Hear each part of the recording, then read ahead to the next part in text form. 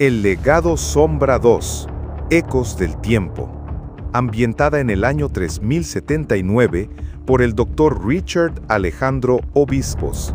Un siglo es una eternidad y un suspiro. Para Neometrópolis y para la Tierra en su totalidad, había sido una eternidad de adaptación y un suspiro de paz precaria. El año 3079 se erigía como un monumento a la resiliencia humana, una era nacida de las cenizas de la Gran Revelación. Las cicatrices del Proyecto Génesis y de la conspiración de El Cónclave se habían desdibujado en el lienzo de la historia, transformándose de heridas abiertas en líneas de fallas sísmicas que, aunque invisibles, aún subyacían bajo la superficie de la sociedad. La verdad, aunque aceptada, era a menudo simplificada en los relatos oficiales, convertida en una parábola sobre la superación y la unidad. Pero la memoria colectiva, aunque manipulable, conservaba fragmentos de la brutalidad y el miedo de antaño. La Alianza Global, el único gobierno mundial que había surgido tras el caos inicial del siglo XXIII, un periodo de anarquía y escasez conocido como la Fractura, había orquestado una era de integración sin precedentes. No fue fácil.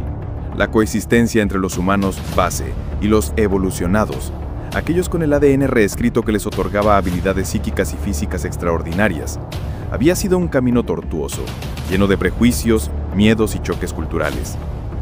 Los primeros años de la convergencia fueron testigos de disturbios, de guetos para evolucionados y de prohibiciones tácitas en ciertos sectores laborales y residenciales. Sin embargo, la necesidad apremiaba.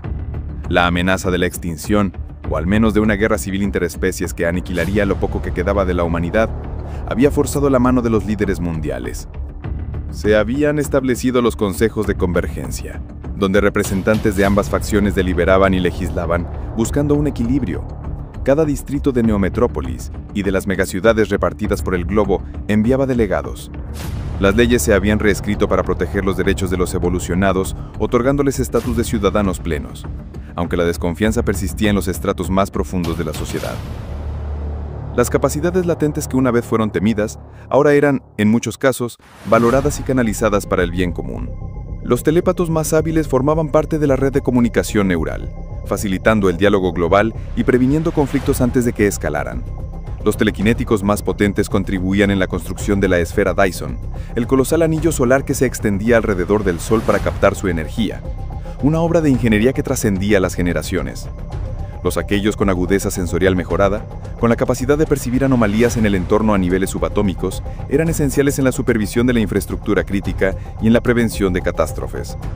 Incluso se habían creado divisiones especiales dentro de las fuerzas de seguridad global, compuestas por evolucionados para manejar situaciones que escapaban a las capacidades humanas convencionales. La sociedad se había adaptado, por conveniencia y por supervivencia. El mundo mismo era una maravilla de la ingeniería y la sostenibilidad.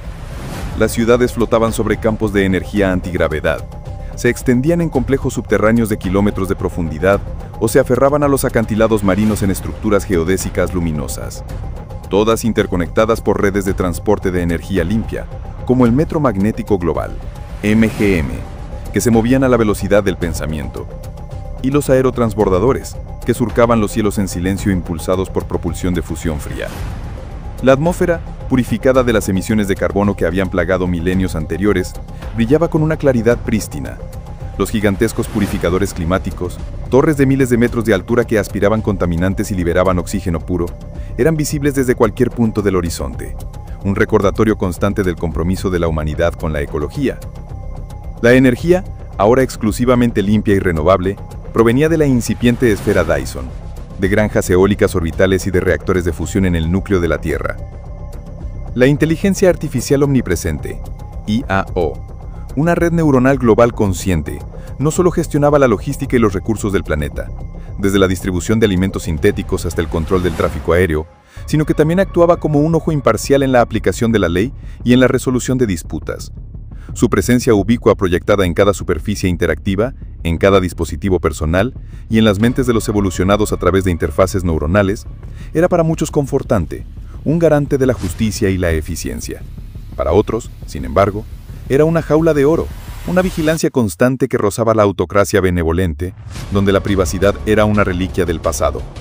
Cada transacción, cada identidad, estaba cifrada y protegida por el patrón genético individual, grabado en la moneda digital, el crédito genético CG, que pulsaba en los éteres como la sangre del sistema económico global. No había lugar para el anonimato fraudulento en esta era de la transparencia forzada, y la idea misma de un robo de identidad era inconcebible. Y luego estaban las cabinas de Cronos, las maravillas del viaje temporal. Diseñadas a partir de la teoría unificada de la relatividad cuántica y la mecánica de cuerdas, estas cámaras de hiperespacio-tiempo permitían saltos controlados al pasado y al futuro, accesibles solo bajo estricta supervisión de la IAO y con propósitos específicos: investigación histórica, recuperación de datos críticos de civilizaciones perdidas o, en casos excepcionales, para mitigar eventos desastrosos que amenazaran la línea temporal. Representaban el pináculo del ingenio humano. La paradoja temporal era un concepto que se abordaba con reverencia, y las alteraciones al pasado eran consideradas el mayor de los crímenes, castigados con la anulación de la identidad genética. A pesar de todo, eran una herramienta de inmenso poder, un recordatorio constante de que el tiempo, lejos de ser una línea recta, era un entramado complejo de posibilidades. Los viajes al futuro eran más frecuentes, utilizados para proyecciones climáticas, demográficas o para anticipar avances tecnológicos, siempre con la advertencia de que el futuro era fluido.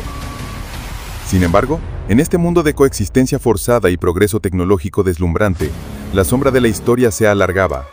La aparente armonía era una capa delgada sobre resentimientos arraigados. Grupos clandestinos de puristas humanos seguían operando en las franjas de la sociedad. Sus ideologías, alimentadas por el miedo a ser reemplazados o superados, se reunían en los rincones oscuros de la Infonet, compartiendo teorías de conspiración sobre la supremacía evolucionada y la eugenesia inversa. Sus susurros se propagaban como un virus ideológico, buscando mentes fértiles para plantar semillas de discordia. Y lo que es más ominoso, la memoria de Caitlin Thorne y el cónclave, aunque oculta bajo capas de propaganda y olvido selectivo, nunca había sido completamente borrada. Su visión de una humanidad perfecta, lograda a través de la eliminación de lo que consideraban defectuoso, es decir, cualquier rastro de la evolución espontánea o el legado genético no manipulado por ellos, persistía como un eco, esperando el momento adecuado para resonar con fuerza. Los viejos documentos clasificados, los registros corruptos de Prometheus Biosolutions y hasta los cuentos de advertencia de los ancianos que recordaban los días oscuros, mantenían viva la amenaza, como un mito que estaba a punto de volverse realidad. La aparición de nuevas habilidades entre los evolucionados, capacidades que trascendían incluso lo que se había registrado en los anales del primer Génesis, comenzaba a sembrar una nueva semilla de ansiedad. Estos poderes, más allá de la telequinesis o la telepatía, desafiaban la comprensión y los límites que se habían establecido. Había informes de evolucionados que podían manipular las propiedades moleculares de la materia, otros que parecían desvanecerse y reaparecer a voluntad, y algunos, los más destructores, que podían influir directamente en los campos electromagnéticos, incluso alterando el flujo de información de la propia inteligencia artificial omnipresente.